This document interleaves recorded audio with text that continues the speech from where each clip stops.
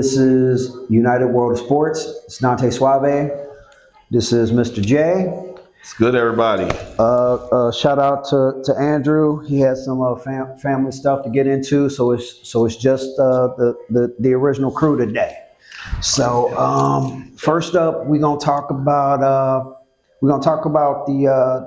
NFL, the divisions, AFC West, NFC West. We're gonna talk about the NBA playoffs. We're going to talk about the NHL playoffs. If we have time at the end, we might throw in a little bit of baseball. But for the most part, those are going to be our topics. And with that, let's get started. Let's start off with the NBA playoffs, because tonight the Pacers did not do. Y'all can blame that one ref all you want. Bottom line, the inconsistency of the Pacers at the end of the day is what cost them that game. Because the deeper they went into the second half, in my opinion, the more they started, a lot of players started hanging out on the perimeter. They were doing less penetrating, less moving without the ball, which was leading to points, which was keeping them the lead. Every time the Thunder tried to get close, then they would go inside and hit move the ball and hit the three, the key open three to keep the lead decent. They stopped doing everything that they did defensively. Nembhard got tired. Plus, it also didn't help that Jay Williams got hot. So he went from completely covering SGA to basically leaving others to cover him while he tried to get on J-Dub, as they call him, which to me was that wasn't smart, because everybody other than him, it was, hey, we're gonna give you the right side. They tried to play the Jordan rule. Well, Jordan can't go to this one side so we just gonna keep on forcing him to this side, and they kept getting torched. And there was no adjustment made to it. Like, hey guys, I know he's not supposed to be able to go to his right, but he's going to his right and he's killing us. You know, somebody should have been able to see it, whether it was the players communicating on the court to go, okay, we got to come up with something different, or Rick Carlisle calling a timeout going, okay, we got to do something different. So it wasn't just the referee calls. Referee calls affect every game. It was them changing what they did to win game 3. And Halliburton wasn't hitting threes. He was coming down. I could always tell when he was going to shoot a 3, because he'd get somebody like Chad, like Holmgren on him, and he'll look him up and he'll start trying to bounce the ball between his legs. He'll keep looking at him, and then he'll look like he want to penetrate. But then as soon as Chet move his foot, like, nope, you ain't going over there. He wouldn't even try to force his way through, possibly get a foul call or anything. He would just go, okay, I can't go that way. I'm gonna shoot a 3 because it's only 3 seconds left on the clock. And they kept doing that, and I'm yelling at my phone. I'm like, dude, stop! What are you doing? Y'all getting ready to lose the game. And sure enough, they lost the game. It came down to 2 major points in that game. One, this whole series has been chess moves. One team takes one piece off the board, the other team reacts. Then the other team reacts. Then the other team reacts. That's why it's split 2-2 right now. The reaction of seeing how tired SGA was at the end of game 3 with how they were playing him, because he was the primary ball handler on there. I give OKC's coach all the praise and saying, you know what, Jay Will, bring the ball up. J-Dub, bring the ball up. We're going to take SGA out of it. Oh, by the way, SGA's not playing the whole first quarter. He's going to play a certain amount of time. Then we're going to do that because we need SGA. They should have been doing that in the first place. Right, but they had got so used to SGA fighting through it that they didn't. Normal coach, you could think about it. Think about if this would have been Tibbs. Tibbs would have been like, fight through it, get through it. But you know, the other thing, this was exactly the way this is going. This is what I made the unfortunate assumption to think that Minnesota was going to present. A team that was younger, more on their level, was going to present more of a challenge. But I didn't pay attention to the fact that when it comes to half court transition, full court transition, that's not Minnesota. No, it's not Minnesota. And that's my bad. You know, my takes and my ability to analyze ain't always so perfect. It is what it is. So, but yeah, this and now you understand what I'm talking about, the inconsistency. If they had to just stay consistent to what they were doing, what was working, they made sure to send everybody at SGA. Whoever had the ball, we go into SGA. Nembhard, they should have known. Carlisle should have known that only Nembhard trying to fight through picks to stay on SGA was not going to work for 4 quarters. It wasn't gonna work for 4 quarters, especially seeing that they were resting him. So and then the second part that came out of that was the fact that you got too many bigs for Indiana that wants to shoot threes. They're not. You saw Chet. You saw Chet was hurt. Chet was getting knocked around that entire game, and nobody posted him up at all and put a body in him. You want to know why? So they both can do it, but like I said, OKC is better at it. If you try to post up at all, seeing that the spacing sucks, because they're willing to let their man be way out in the perimeter and go, okay, yeah, you could be out there. We gonna stay here. If you try to get it to Siakam so that he could post up, we gonna have 2 people waiting to triple team him. Yeah. And seeing that he's not always good at instantly looking, seeing who's open and moving the ball. And that's the problem. That's another problem. That's a big problem. So, but at the same time, the way they were penetrating to the point to where they were penetrating and they were better with their timing. Don't go all the way in and then decide you want to pass out, because you basically, now everybody gonna surround you and triple team. They tell you don't jump in the pass. Unfortunately, and they were doing it right. They were definitely doing it right in game 3, and they did it right for all of the first half, and it started dwindling the closer it got to the 4th. They knew exactly where to go in at, and jumpers, jump, stop and pop. I keep screaming stop and pop because and I used to get people with that, because I act like I'm penetrating and they think, oh, he penetrating, and then I go stop, shoot, and it would piss them off because then I was unpredictable. They didn't know what I was going to do. Am I going to penetrate? Am I going to stop and pop? Am I going to pass it off to somebody?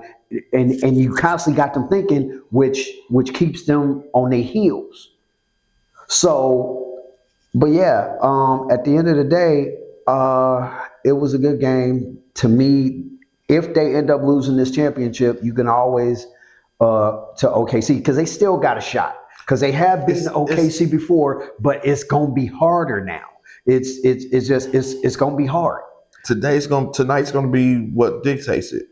Whoever wins this game tonight, this is a must win for Indiana. Indiana wins, you going home, you can clinch at home. If they lose this game and you gotta try to come back into OKC and beat OKC in the game 7, you saw what happened last time teams that went into OKC in the game 7. Denver tried it, but I can't. It's not the same. If Indiana pulls it out in the game 7 and beats OKC, there should be no talk about who is the top team in the East going into next season. None whatsoever. Because if you do that, there's none. Because who would you put up there against them? The Knicks is looking for a new coach. In terms of consistency, there's nobody consistent. Boston, you got to think about it. Boston has no Tatum. So Boston's going to be a shell of themselves. But they've been capable of playing. But they wilted. They wilted like butter once he went down. There was no reason. You played the one game because you had the pure adrenaline and emotion like that, and then that you followed it up with a fat egg right afterwards. I do not trust Boston. I don't. I can see that. I don't trust Boston. But I don't trust the without Knicks. them, they still 9-3, which still ain't a bad. Yeah, but statistically, but it's not a bad. full season, don't trust it. I see them as maybe a 3 or 4 seed. I could see that, but knowing that you going in, that should help them prep better. That should help the coaches prep better. Damn. And I say it should. It should, It but should. I don't see. A lot of things should happen in life, but I see Cleveland. I see Cleveland might be. Cleveland probably is going to take a step back, but Cleveland should be still okay to good. Boston should be okay to good. New York, I think it's going to be okay. I don't see, unless they get somebody that can completely congeal that into something that can work on a regular basis. When Jay Wright took his name out of the running for the coaching job, I was like, okay, so now you're down to the old coach for Memphis and Mike Brown. Do I trust either one of them? No.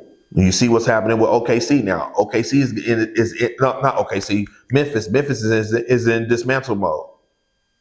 They already traded Desmond Bain to Orlando today. Jaren Jackson Jr. and John Morant are up for extensions this offseason. yeah, but at least right now, because they was talking about that all day. At least right now, he was the only one that they moved, and so the team says.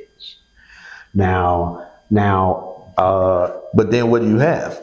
You basically, you have to think about it. From that squad from Memphis that was challenging everybody a few years ago when John Morant burst on the scene before he actually busted himself off the scene, no pun intended. That whole squad has been picked away one by one ever since then. You don't have Steven Adams no more. Now you don't have Desmond Bain. Before you had Desmond Bain, you had who's the other guy? The dude that left from Marcus. Guy left from Boston and went there. Marcus Smart. Marcus Smart.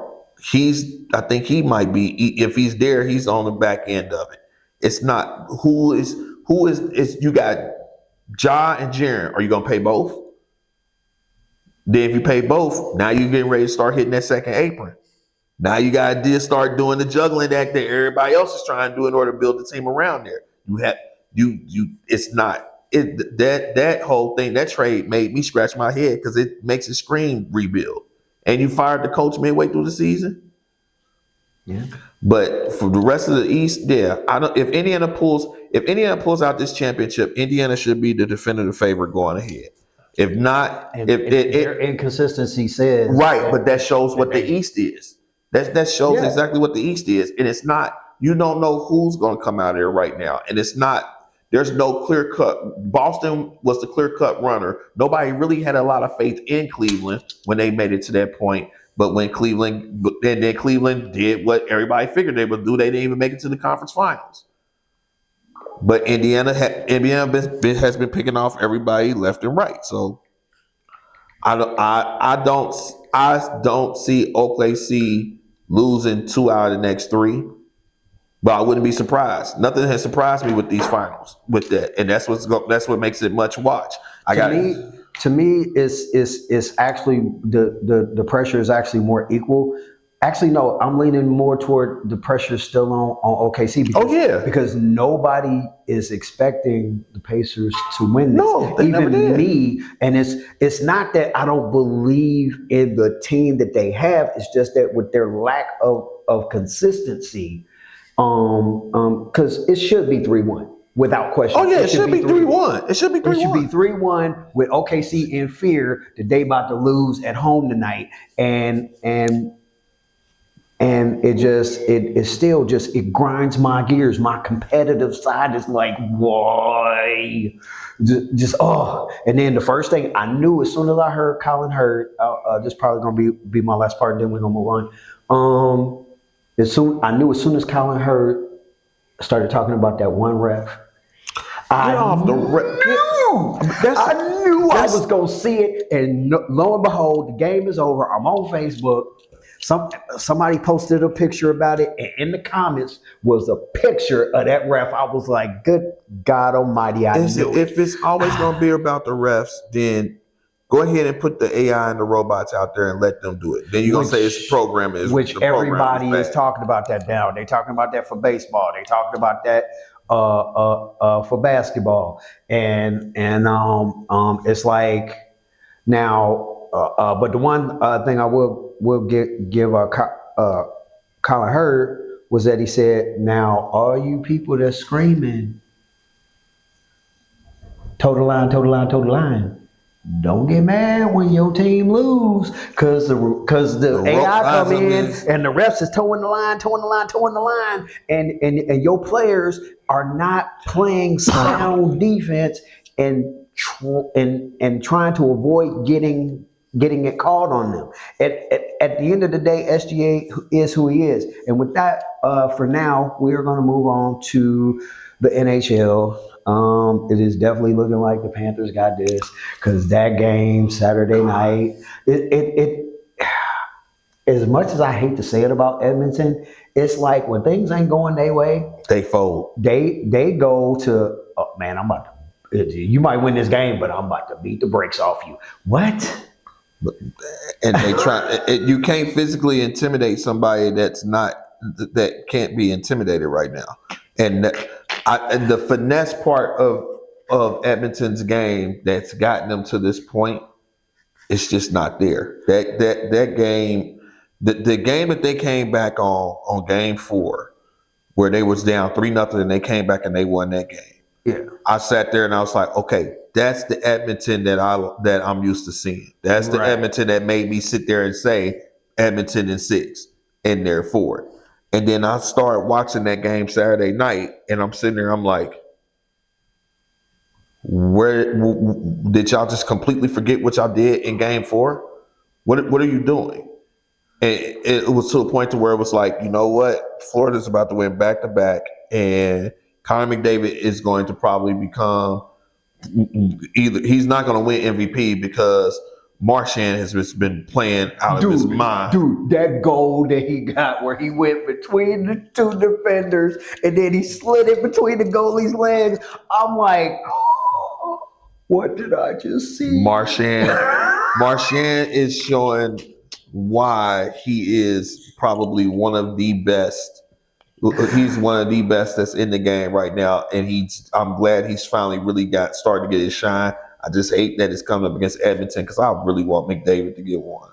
I really do, but it might not be this year. And knowing how hard that West is stuck coming back, because Vegas is going to be retooling it. And yeah, I like Vegas. They look pretty good, even though they ended up losing. I like them. Vegas has been one of those things to where when you get an expansion team that already knows for a fact they got a home field advantage, and they got some people that had a chip on their shoulder, and they just keep on swapping out people with chips on their shoulders, and it just keeps on rolling. And it's like, what the heck? I'm looking forward to it. That's still, to me, that's one of the best things to see at the end when they win their championship, to watch them skate around. I don't care where I'm at. I'll turn it on just to watch the celebration for it, because it's not like the NFL, where the NFL, they show everybody coming down. Shoot, they don't even do it like they used to, where they used to have the player walk down the center aisle with the trophy and everybody around it and everything touching it like they used to. It's just like the NHL, with them being able to skate around, especially if they're at home. That's for me is like one of the best ones. But I still remember the funny one when they dropped the cup and they dented it. That was a couple of years ago. At the time, but they had it on ESPN. It was a couple. Somebody, I forgot who it was. They dropped the cup and they dented it, and they were sitting there like, turn it so you don't see the dent. I was like, look, that's why I said I will be tuning in just to see that clinching of that, whoever wins for it. Hope it's McDavid, but it looks like another Florida team is about to win another hockey championship. Yeah. USA. Anyway, right. With that, I'm on. Before we get into the divisions, there's something that I want to talk about. Me and you talked about it a little bit offline. This whole. Oh, I hate narratives. I really do. And the biggest narrative in the NFL, even if you have some details that make a narrative true, if overall one team is not the only team doing it, and Luke missed me with this whole, oh, they're cheap, oh, they're cheap. A lot of teams are cheap. The only teams, the least cheap teams are usually the losing ones because they want to keep every player they can so that they can keep butts in the seats because they see that it's not working on the football field, on the basketball court, wherever it is. They see what it is, but they at least got to win one way, and that's by keeping butts in the seats and keeping people coming. Mm-hmm. Say what you want about the Bengals, their lack of scouting, their weird ways to draft. Me and you have talked about it to no end. At the end of the day, it seems like that there's a curse. Yes, there are some things that they could do better, but literally, this whole thing with Stewart is being painted as the Bengals being the Bengals, when in reality, all they did was something else that other teams were doing that nobody decided to bring that up until I saw something online with Ian Rappaport, I believe it's called the NFL Insider, something like that. Insiders. Yeah, the Insiders. And with Ian Rappaport, and he broke it down. There were some other teams that had already done this. The Bengals got wind of it, and they decided to do it. Unfortunately for Stewart, wrong place, wrong time. I get that it's unfair, but if there's other teams doing it, then this ain't the same old Bengals. This is people finding out something new to help to help their team save money. And I would actually like to know who are these other teams. And people should be interested to know who are these other teams. While we talk about this, it's the same old Bengals. It's like every team is trying to save money. People initially gave Kansas City crap because they got rid of Tariq. How did that work out? 3 Super Bowls, 2 of which they won. There's other things in the grand scheme of big picture that are a part of the reason why they lost. Some of which nobody wants to talk about because you only want to talk about one side of the ball. Nope. But at the end of the day, Trey Hendrickson deserved his money, but the Bengals tried to show him something by sitting up there telling him to go out there and test the market. And the only team that seemed to jump out there was the Lions. And the only reason the Lions didn't do anything is from what I was being told while I was at work by somebody that I spoke to about it at work. Apparently, the reason why they didn't do it is because the Bengals wanted 4 number 1 draft picks, and for Hendrickson, and it's like, But this is the whole crux of the argument. Whenever the thing about sports and being a fan of sports and being a writer and a journalist when it comes to sports is that you don't know everything that's going on behind the scenes. You don't know all the particulars for everything that's in there, and no facet unless you're inside those offices. Everything else outside of there is speculation. Understand that. The fact that narratives, just like anything in life, narratives get formed off of perception instead of reality, and they try to force that onto people is what causes a lot of issues, I feel like, when it comes towards the Bengals and their situations that they have there for it. The Bengals, think of it if this was your business. You got somebody that's bringing you a whole lot of money or bringing you a whole lot of business into there. This person says, hey, I think you should pay me more. And you say, okay, I'll think about it. But you give them a solid because they could have told him, go kick rocks. They said, go find another deal somewhere else. That's anybody that's in a job right now. If you don't feel like you're getting underpaid, or you don't feel like you're getting paid what your worth or what your value is. These people, us as individuals, we can go out there and go on a LinkedIn. We can go out on interviews while we're still employed and see, okay, this person might be offering me X amount a year. I can jump ship and leave them with nothing. Now they got to scramble to try to find somebody with that behind the scenes with it. In this case, the Bengals sat there and said, you're under contract with us. But we're going to let you go test out the waters, Trey. Go see what you can find. Now, I will hold against them that if you make a promise, you should keep it. Everybody that says that, you are completely right. So from that standpoint, they stuck their foot in it. I get that. But at the same time, what has been the number one reason? What's been the number one thing everybody been screaming for the past season? They got to fix their defense. And you got to re-sign your weapons. They re-signed the weapons. Now you want to sit there. Everybody, as soon as they re-signed the weapons, it was, oh, well, how you going to have money for the defense? And what happens with that? You got the star player of the defense trying to take a bigger chunk of the money to go fix the defense. So which one would you rather have? Would you rather have them sit there and say, okay, we're going to draft a player in order to have him if this guy decides to sit out, we're going to do this over here, and we're going to take that pot of money that he's trying to take a bigger cut out of and put it towards restructuring and rebuilding this defense around our new coordinator, or we're going to react and say, hey, we're going to pay him this, and this new coordinator that's coming in, hey, you're just going to have to deal with what you got to deal with. So they're trying to make it work to where you have two different angles right now. Now you got three with the Stewart issue in there. Stewart, I'm sorry, you're a rookie. There's a pay scale. You know that. If it's the writing that's in there and you have known that there's issues that is out there, there's things that have been put in contracts, like you said, it's just your luck that the Bengals caught wind of it right now. So if you want to sit out and do that, here's the thing. If other teams are already doing it, what makes you think that it's going to be any better if you sit out this season and then try to re-enter the draft? Because by then, other teams are going to get wind of it, and they're going to add it too. Right.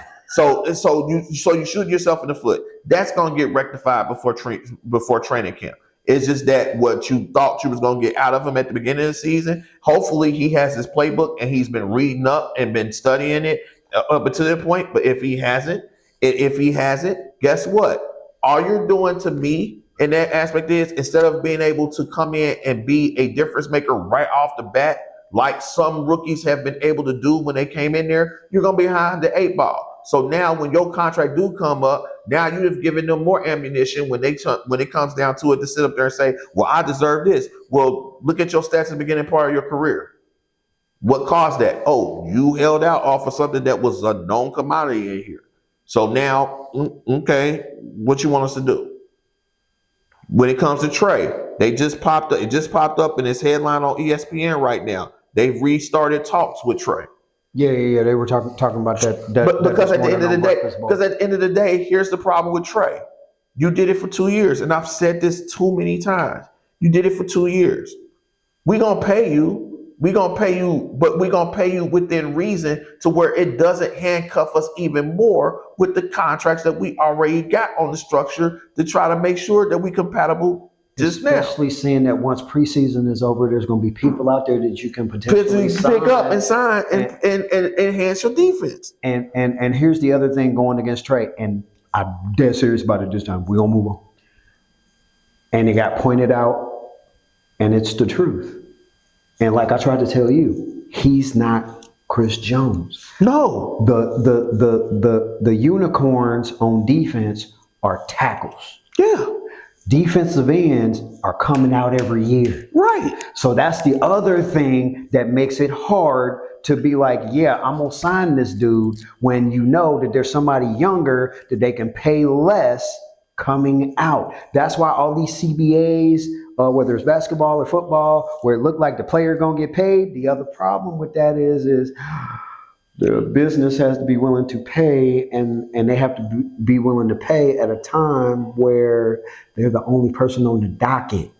And if you've seen And the too Bengals many, never have only one person on the docket. and you've already seen how many linebackers, outside linebackers in college get moved in to defensive end because most of them are in a 2-point stance. They're not even dropping down, putting their hand in the ground. Their swim, move, and go, you can drop them to an end as long as they got the size. And most of them don't have to be. This is not old school football where your defensive ends is 270, 280 that can move. These are 225. They my size up there doing it with just the weight. Maybe a couple of pounds heavier and can sit there and swim, move, and get to the quarterback. All they want is the speed. They don't want the ball. So you can sit there all you want to and play that game with it. At the end of the day, what's going to end up happening is we're going to get to training camp. Everybody's going to be signed. And then somehow, some way, they're going to find something else to complain about. Because I already can guarantee you, from what I've been watching in the videos and forums of that, as soon as Trey and Stewart gets in there, all intent and purposes is going to go into where the secondary is a mess. And then it's going to be like, okay, so what do you want us to do? You can't win for trying, especially when you're a Cincinnati Bengal. So it's not, I applaud them for what they've done during this season. And the one thing that I will say that I do respect them for is that they just stuck to their guns. Yeah. They didn't say what they was going to do, when they was going to do it. They're not letting no player, they're not letting no fan base, they're not letting anything rush them. They going at it. All right. With that, we're gonna move on. Prediction time. So we're gonna start off with the NFC West. Now, start off with Arizona. What's your prediction on them? Because they've had. Let's see here. Arizona for me realistically is 7-10. I don't have no faith. I know I should have more faith in Arizona because they should be able to evolve into the team that everybody wants them to become. Every time they pick up, they go out, they go get. Never will stop knocking them for not going out and go buying and getting the players that they feel like they need to make them better. Mm-hmm. But at the end of the day, it never congeals. It never becomes something to where they can be what all they should be in that aspect of what their potential is. And that starts with Kyler Murray. Mm-hmm. He is a good quarterback. He's not elite. He's getting paid elite money to be good. And that's the problem. Every time they get on their runs where he shows it. And most of the time when he shows his flashes is because it's his legs that created an opportunity for him to chuck the ball. But them legs taking a beating. And at the end of the day, if he got to stand in that pocket, it's not like it used to be. And his weapons has started to do. You still got Marvin Harrison Jr. out there, but let's be real. Marvin Harrison Jr. underperformed last season. I know he underperformed for me. He was on my fantasy team. He rolled my bench the whole second half of the season. Because why? I couldn't depend on him. But part of that is that you don't have a quarterback that can get him the ball on a regular basis. So because no matter, even though Aaron Donald is gone, the one thing I keep trying to express to people, when he faces tough defenses that can get to him, pressure bust pipes is the saying that I love to say. Now, through the first 7 games, I can see them. They're going to do like they normally do. They're going to have it to where everybody's sitting up there saying, oh my God, this is the Arizona team. And they're going to do good because I'm looking at the schedule too. Saints, I can see them win. Panthers win. Carolina might be a toss-up because Carolina was looking good at the back end of the season last season. Once Bryce came back off of being on the bench, they actually did look good. And it's in Carolina.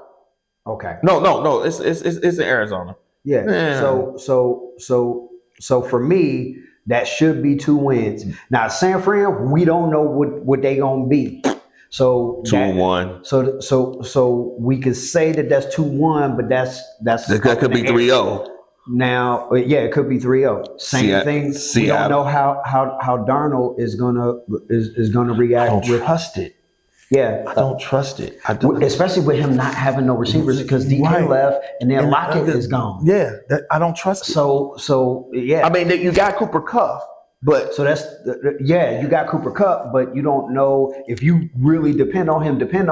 He needs to be like I could see him doing better in the slot because you need to save him for the entire season. So maybe put him in the slot where you're not using him as much. Yeah. And 3-1, 4-1, 5-1, 5-2. Yeah, I'm looking. They could be 5-2 at the bye. Yeah, because I don't see them beating Green Bay at all, and then I see them dropping one of them games in the first part of it. Yeah, I just don't know Seattle and the San Fran. That's the question of can they win those? Because if they can't win those, then that's 2-0, 2-2, 3-2, 4-2, 4-3. Yeah, so I got them at 5-2. You got them at 4-3 through the bye. Then after that, Dallas. I'm never gonna bank on Dallas, and that's a Monday night game. Dallas, Seattle again, San Fran again. Then the Jaguars. That should. You be know winnable. what their schedule is? I don't see them, but their schedule is cake. No, how you figure? Okay, because look at this. Think about it. If for me, if they're 5-2 coming into the bye, right? Okay. Dallas 6-2. I think they can beat Dallas. Seattle, if they beat Seattle the first time, they're going up there. Give it a toss up 6-3. San Francisco at home 7-3. Jacksonville 8-3. Tampa Bay 8-4. Rams 8-5. Houston 9-5. I don't trust Houston. I don't trust them. They've improved that offensive line. We gotta. But we gotta. I get what you're saying. By that point, the only thing that will make me change my mind about that game is who's their starting running back by that point. Is it still Joe Mixon or did Nick Chubb take the spot? Because if Nick Chubb took that spot and this Cleveland Brown before the knee getting blown out, Nick Chubb running over people and he can take off some of that pressure off of CJ Stroud, then I'll give it to Houston. Until they can prove that. You still got to check that offensive line because that actually held back Mixon. Yeah, but Mixon fought through. Mixon fought through. But I think with him splitting those reps with Chubb, if he's splitting the reps with Chubb evenly, or Chubb is taking more of the bulk of the snaps, then I'll give that to Houston. Until I can see that, I don't trust him. Atlanta, I don't know.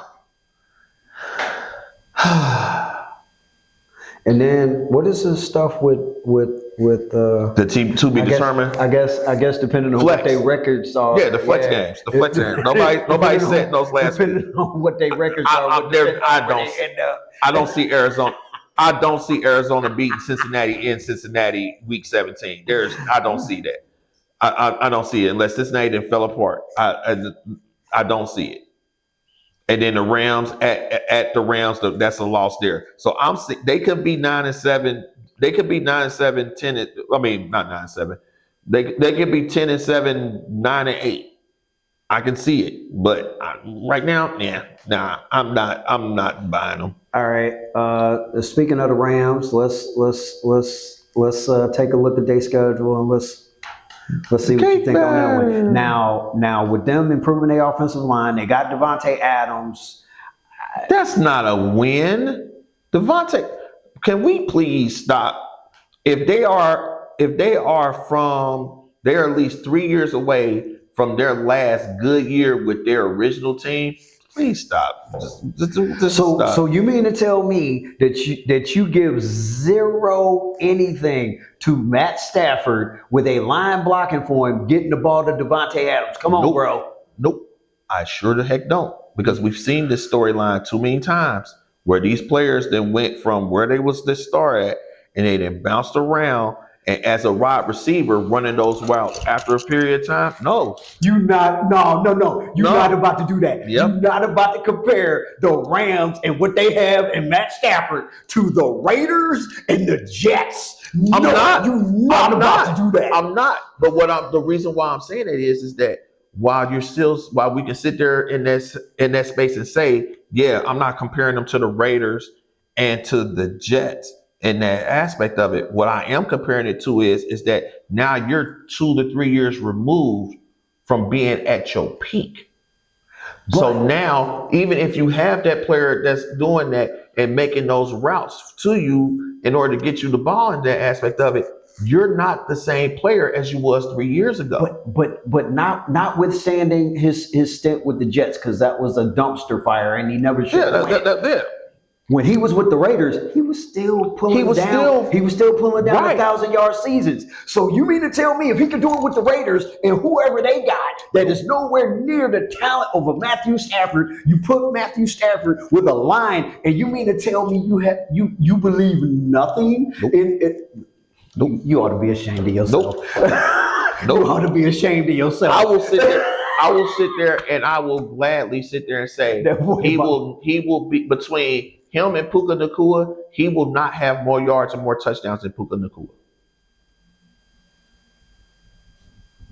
And the only way I could see that being a possibility is if they make sure that they double and somehow triple team him, leaving Puka more open. No, because Puka's gonna be the one. Devontae ain't coming in there taking that one. That's why they got rid of Cooper Kupp. But you know doggone well that with his reputation, they're going to try to double it, and that's going to open it up for Puka. They're not going to they're going to double Puka more than they're going to double Devontae. But then he doesn't. I'm telling you. My goodness. I'm telling you. I'm telling you. I am being completely disrespectful. Yes. I don't trust it. Thank you for admitting it. The only reason I would not trust that situation is if we knew that the Rams' offensive line is suspect, and as long as they're doing what they can to take care of the offensive line, we've seen that they were one play away. Had their offensive line been a little stronger and gave Stafford some time, it would have been the Rams in the Super Bowl instead of the Eagles. Yeah. And you gonna tell me, and that's with a hurt Cooper Kupp, a healthy Devontae Adams, and Puka Nacua, and you talking about you don't trust it? Nope. You ought to be ashamed of yourself. Nope. And I will be right. Because we will see. We will see. Because I'm looking at their schedule. I'm looking through their schedule right now. 1-0 against Houston, 2-0 against Tennessee. They ain't beating Philly. 2-1. Indianapolis 3-1. San Fran 4-1. Baltimore 4-2. Jacksonville 5-2. Saints 6-2. I don't know about that one. What about which one?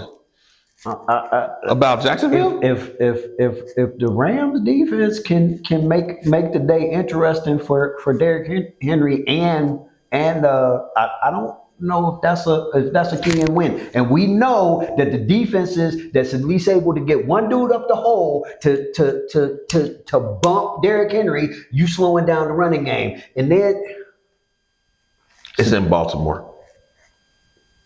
They're not beating them in Baltimore. Okay. You tried. Okay. They ain't beating them in Baltimore.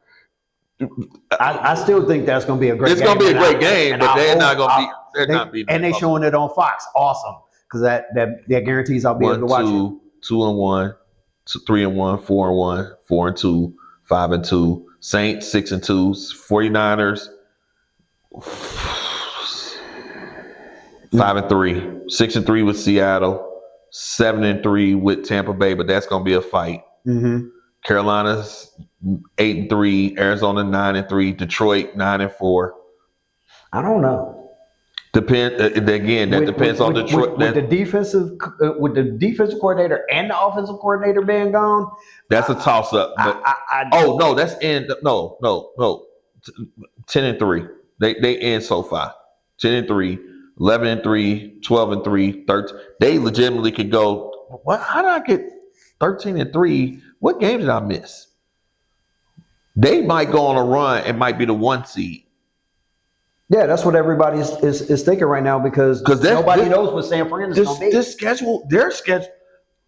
Oh my God, they got what? They playing all the division champs in the they playing all the division champs, and then they got the NFC South and the AFC. They got the NFC. They got the AFC and the NFC South. They will probably be the number one seed because that is. I'm sorry, both Souths. When we get to those, I don't have. This might be one of them. This might be one of the ones to where your division champ will win the division with an 8-9 record. I don't see nobody from the South doing anything. Think about who had the top draft picks in the draft. They was all in the South. Gotcha. And with that, we're moving on to San Fran. Skip by the preseason. San Fran.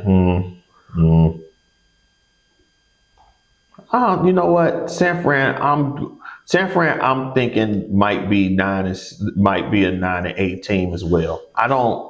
Yeah, because you don't know what they're going to be, and to me, they should. I feel like they should try to use McCaffrey a little less.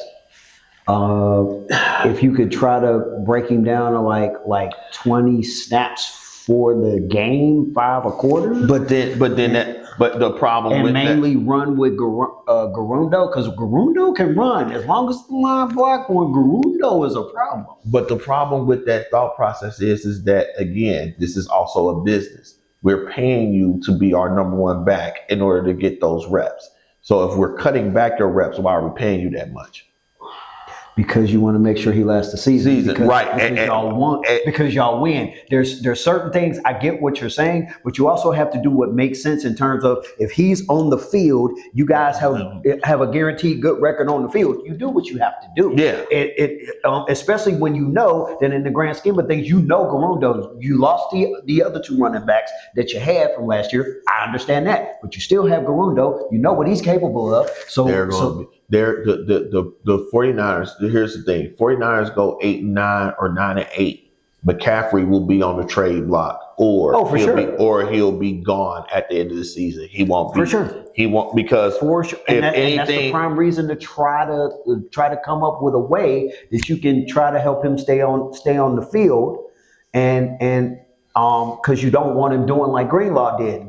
I was sitting at home and I predicted that Greenlaw was not going to last that whole game, and he was gone by the third quarter, and I could see it. I'm like, dude, you just came in and you're going too fast. 1-1, 1-2, 2-2, 2-3, 2-4, 3-4, 4-4, 5-4, 5-5, 6-5. 7-5, 8-5, late by 9-5, 10-5.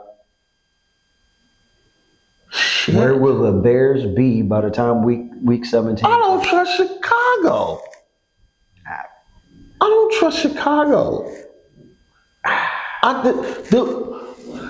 Folks, I know I keep on saying I don't trust. And a part of the reason why I don't trust is one, too many teams are hedging their bets on either a rookie or a second-year player coming into their own that if you followed them through college, they never came into their own. But because their talent was off the charts, they got drafted that high. And then you're banking on players that are in year 10 to 15 in primary positions that's not running back, that you're banking on them to recapture glory. Just the middle ground is where Kansas City for everything that everybody will sit there, and I am a big Kansas City hater. I can't stand them sometimes. But they know how to toe that middle of the road so well to where they're consistently good. Everybody else right now is holding on to a prayer. Everybody that we had talked about, it's been hinging on one or two players is going to dictate their entire season. Not the other 52 to 51, one or two players. And I can't trust none of that. So when we sit there and we say the 49ers we already know goes as far as Brock Purdy, Christian McCaffrey, and that defense. And if what's we call it comes back healthy after sitting out, getting the contract, and then getting hurt in the first game. So I get, but looking at their schedule, which we all do, we all play the Monday morning quarterback, looking at the schedule and prognosticating. They could honestly be 11-6, 12-5 if everything clicks, and they could be 5-12 like they was last year if everything goes sideways. We don't know. But when it comes to things like Chicago, every single team, Chicago, do I trust Chicago? We'll go get to them later. But for me, I don't know. Why? Because I'm a West Coast bias guy. I've watched their quarterback. I don't trust them as far as I can throw them. So far, he's following the exact curse of the USC quarterback in that they're not mentally tough. And a lot of that stuff that you saw on the sideline last year seemed to point to that. But he was like that. But that's the whole problem. And we talk about how everybody looks at the whole grand scheme of the scouting and everything else like that. He's shown you signs of this since he was in Oklahoma.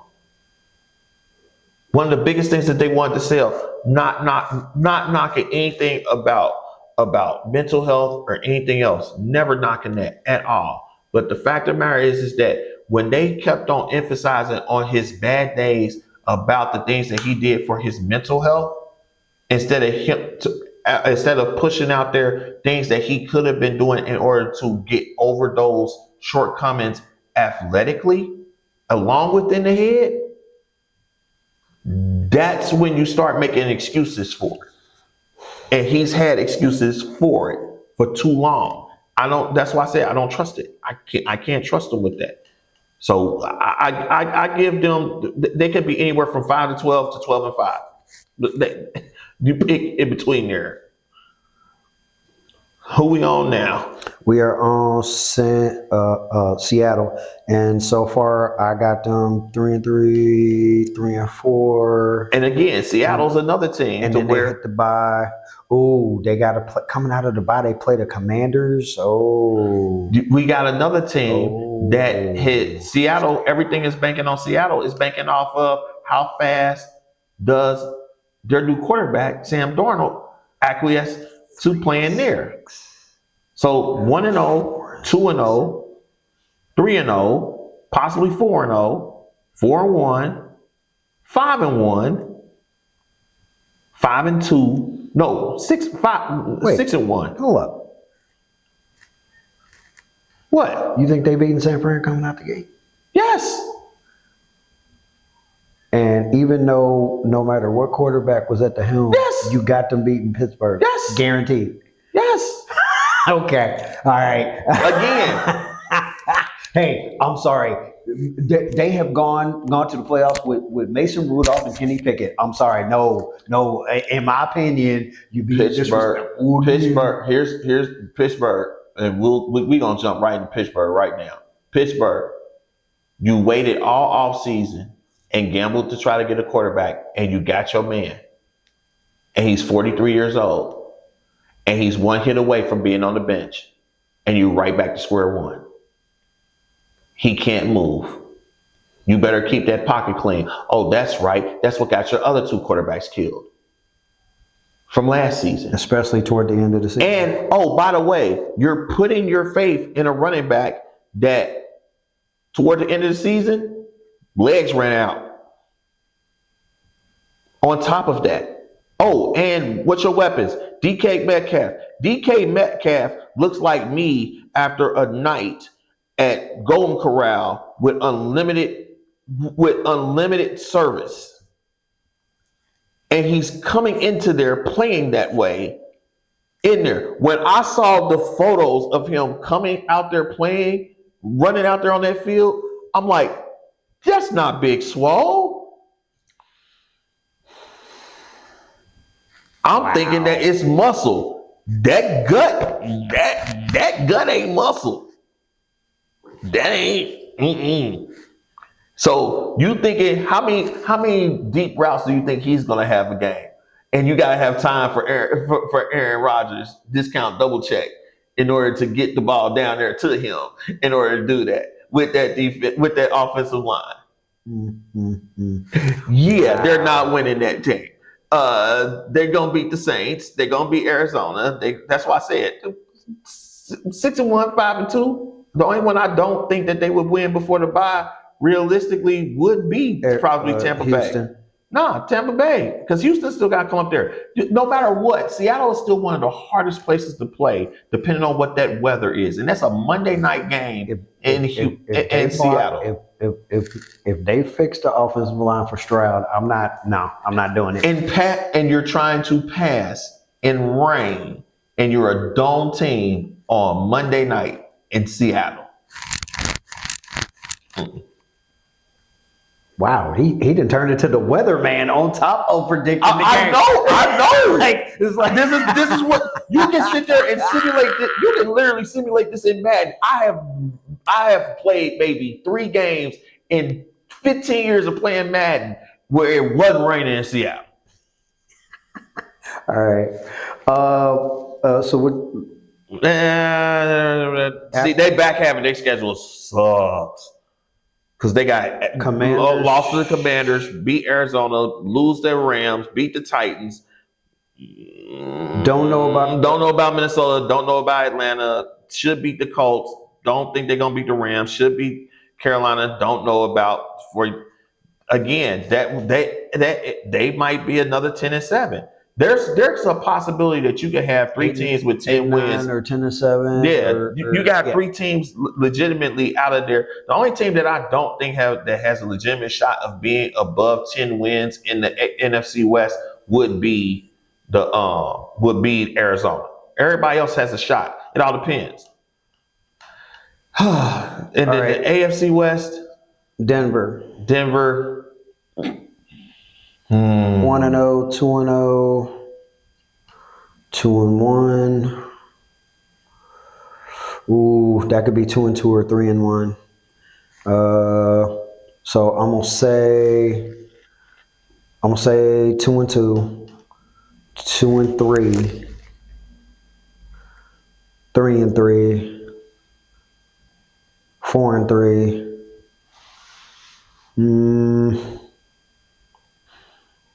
That's a toss-up game. 5-3. I'm at 5-3, 6-3, 7-3, 7-4. Bye. 7-5, 8-5, 8-6.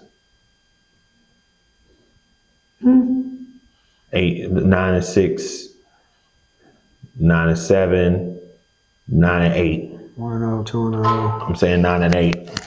2-1, 2-2, 2-3, 3-3, 4-3.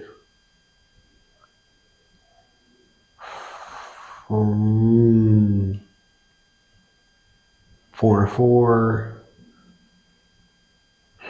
Can they beat Houston week 9?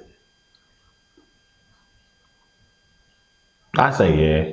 Where's it at? I say it is at Houston.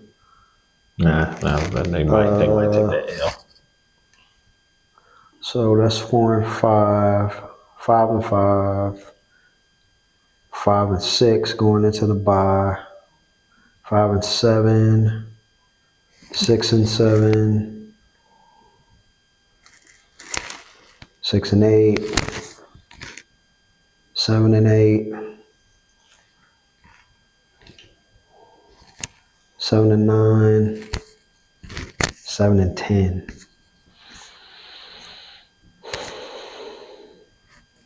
I could see them going 7-10, depending on how. But it also depends on what shape the Bengals are in when they play them. There's a few toss-up games that could go either way.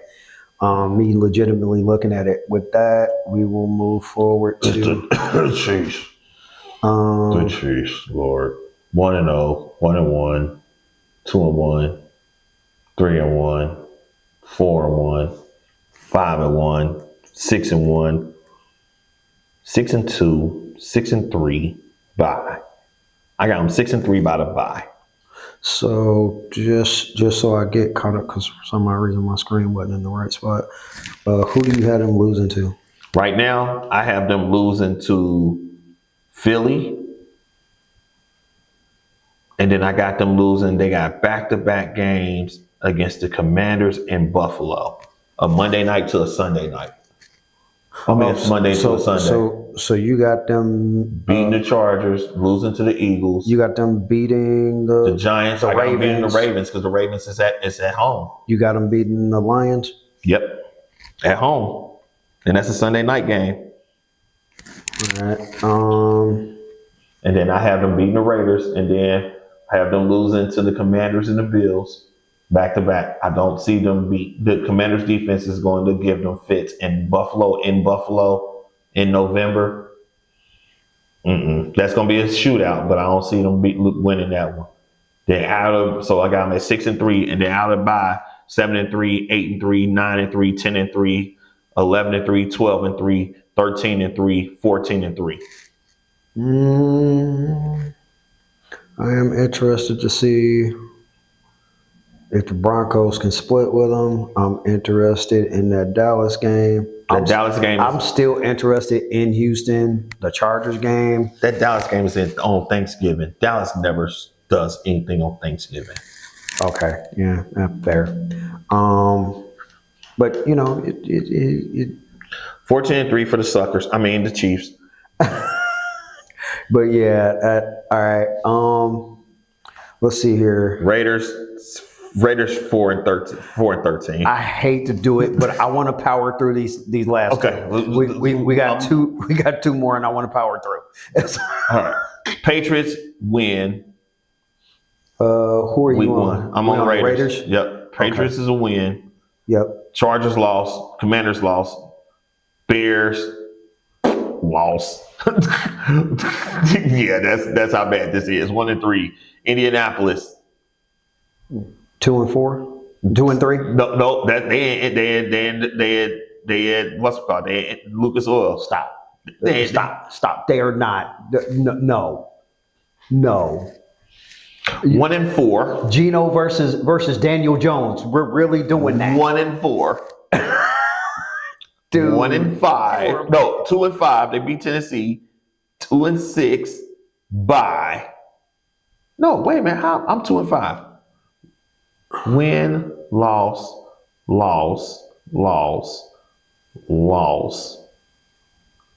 2-4. 2-5. Yep, 2-5. 3-5. 3-6. 3-7. 4-7. 4-8. 4-9. 4-10. So wait, you got them losing to Cleveland? No, I got them beating Cleveland. I gave them Cleveland. Oh God! All right, start from the top. Patriots win. Chargers lost. Commanders lost. Bears lost. So wait, you don't believe in the Bears deep in the season, but you believe in them against the Raiders at the beginning? I don't believe in the Raiders. I don't believe in the Raiders. All right. I hate to say that. I don't.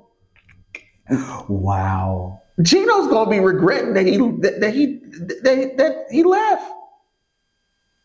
I don't know. They don't have a run game, so their offensive line Right, is but that's what I'm saying. their offensive line is key because they have weapons and they're gonna have a running game. So the offensive line. But who's their receivers? McConkey and then living on a prayer. Okay, fair. So 1-0, 1-1, 1-2, 1-3, 1-4, 2-4, 2-5, bye week. So 2-5 they had to bye. Okay.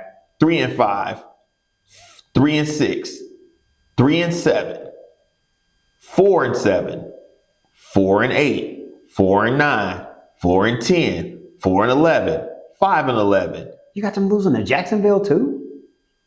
No. I had them beat Jacksonville. Okay. They beat Jacksonville and then they go on a run to where they start losing to everybody, except for Cleveland. They lose. They beat Cleveland and the Giants in Jacksonville. That's it. The whole back half of the season. So 5 or 6 and 12. Yeah. That's a definite 5 and 12. They're not going to be good. The season afterwards, after everybody gets acclimated to everything, I give them that. Okay. All right. And last Chargers. Chargers.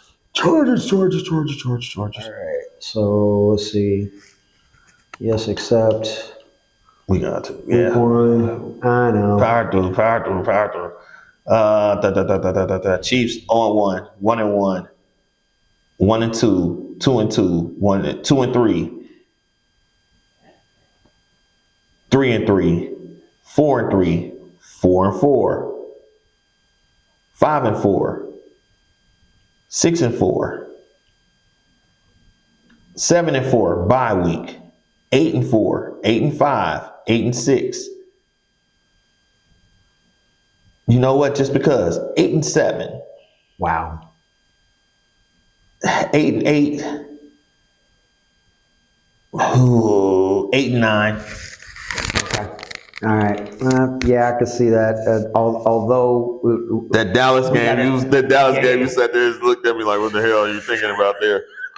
Just because Dallas owes us at least once. Dallas owes us at least one of them games. We'll be like, that's they're gonna give us that game. So Dallas will always give you that one game to where you sit up there and every Cowboys fan start wearing their hats. How about them Cowboys? You see what they did to them boys? You see what they did? Super Bowl or bust. And then 2 weeks later, it's gonna be maybe next season. We ran over. We know we ran over. sorry, King. Sorry, boss. Had to work. Yeah, I think one of the biggest things that's going to make this hard, at least in my opinion, is that especially with the Chargers, you got to see what they actually going to look like, because you know the history of Harbaugh. You know it, right? And you want to know the one thing that I didn't realize that they lost, that I didn't know that they lost? Awesome. No, J.K. Dobbins. They lost their running back. Yeah, they lost him like before last season. No, like he's no longer with the team at all. That's what I'm saying. But Dobbins was their leading running back. And he was gone last season. Yeah. Because he just signed. Yeah, I don't know. They got Blake Corum and they cut him. No, Corum's with the Rams. Oh, yeah, that's right. They got somebody.